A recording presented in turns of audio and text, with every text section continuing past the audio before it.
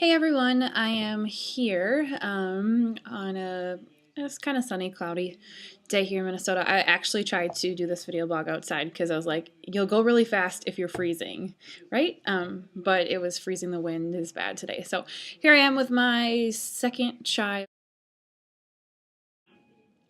I truly believe that everyone, especially on my last couple trips that I've been to, have come into my world or my path for a specific reason. All these people have been specifically put there for a purpose, whether it be good, bad, wonderful. But I just think the essence of people and investing in people is so important, and I think it's something that's looked over quite a bit these days. Well, with all our Twitter emails and emails and emails, I just think it's something that we sometimes don't remember that. The extra step of sending a handwritten note or calling somebody and truly thanking them with your genuine voice is just those things are so important. So I just wanted to share a couple tips of a book that I'm reading called Never Eat Alone by Keith Ferrazzi. It's super awesome and just talks about the essence of networking and kind of what's good.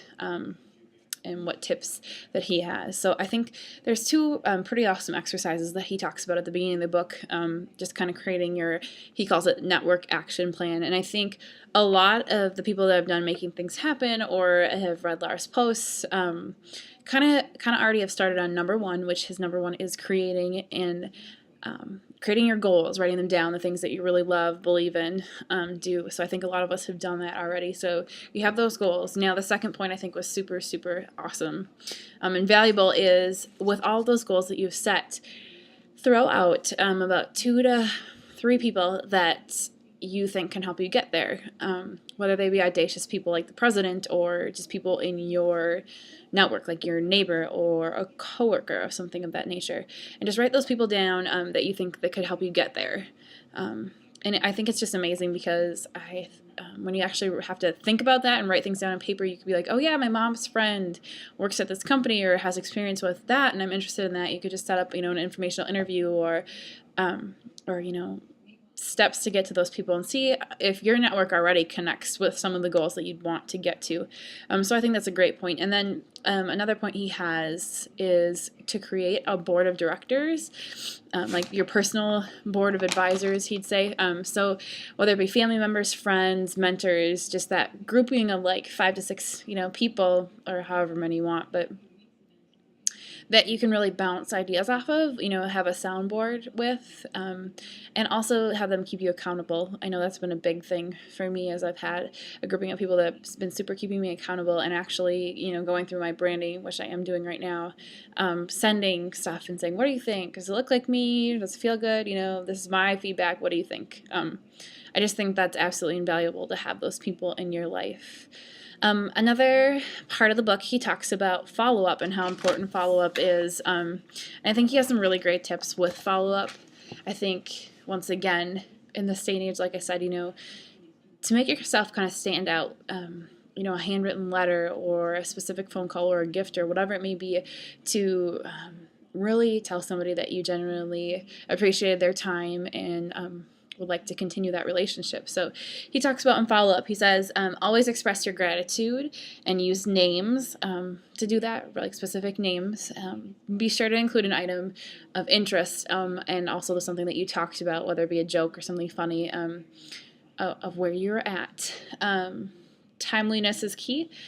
Send it as soon as possible, and then also be brief and to the point. People don't have tons of time. I think sometimes when I look at a long email, I'm like, maybe I'll read it later. So, just have something super brief. And then I think the last one that's super important is don't forget to follow up with those who have acted as the go-between. So, if a friend's recommended something, if you found somebody through their Twitter feed, I think it's just always great to go back to that original person and say thank you so much for your time and express appreciation there, and maybe even talk about what you and the original person that you're thinking talked about. So I think those are great pieces that he talks about.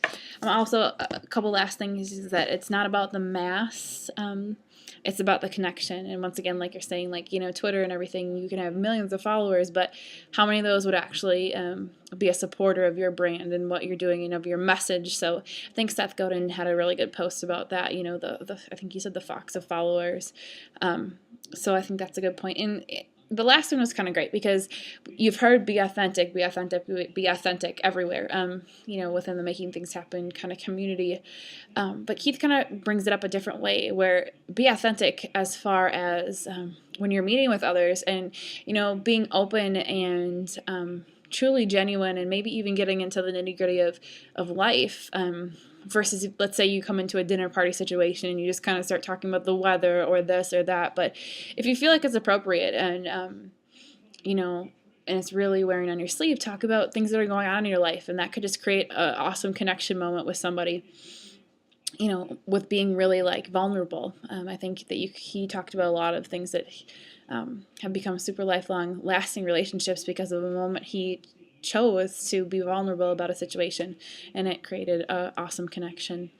So I will post a couple more of his video blog links below this. I think Keith has some great knowledge as far as networking and really having people in your life help you. So I will do that, and hopefully you guys are having a fabulous week, and I hope to see you soon.